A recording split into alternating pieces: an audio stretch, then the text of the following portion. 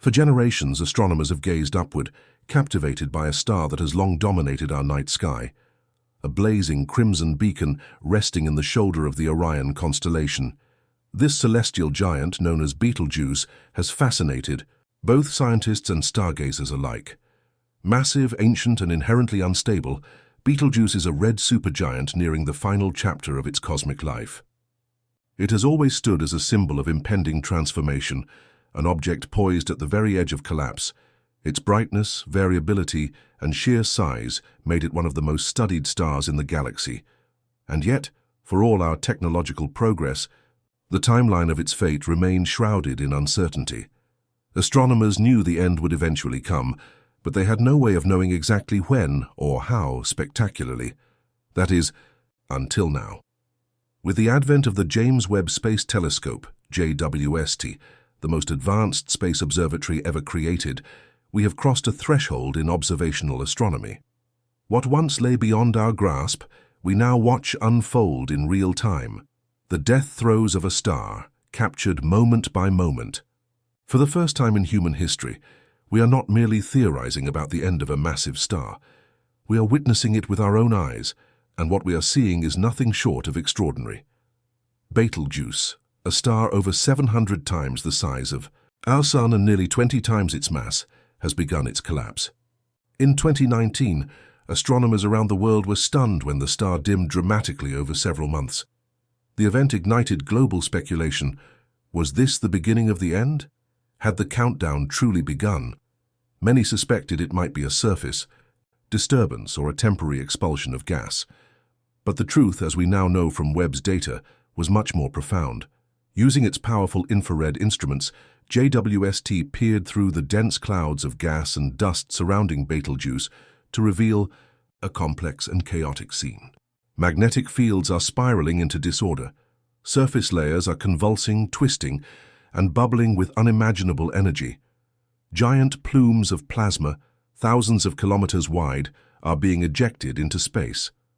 Convective bubbles, some as large as Jupiter, erupt from the star's surface, breaking apart in spectacular displays of heat and light.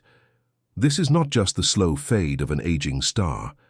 This is a transformation, a cosmic unraveling of matter and energy that signals the star's core can no longer support itself.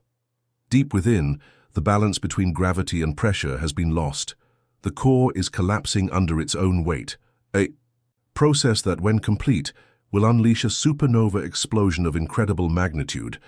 Unlike the distant supernovae we've seen in galaxies millions of light-years away, Betelgeuse is astonishingly close, just 642 light-years from Earth. In cosmic terms, it's practically next door.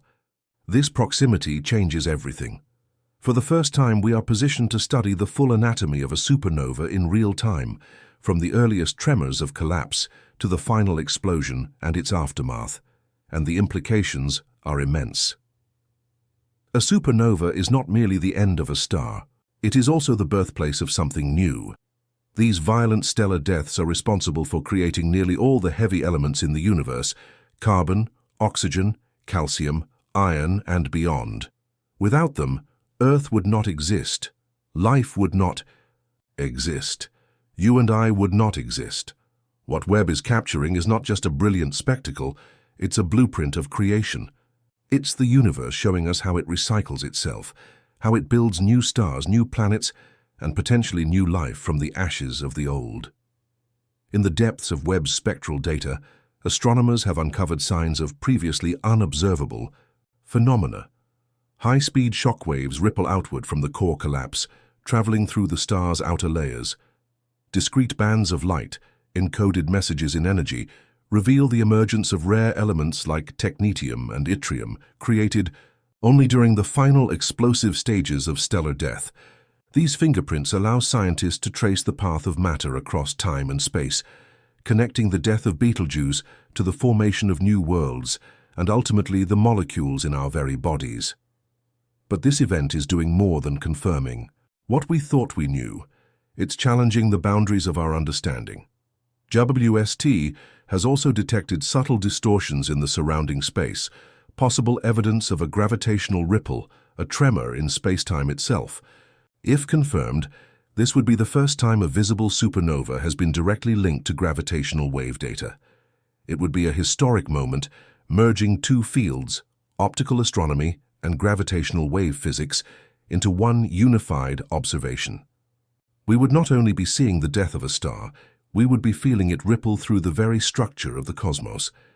And then comes the question that has haunted scientists for decades. What remains? Does Betelgeuse leave behind a neutron star, an incredibly dense object the size of a city? Or will it collapse further, into a black hole, a region so dense not even light can escape? Webb's early readings suggest something even stranger may be happening. The collapse appears asymmetrical.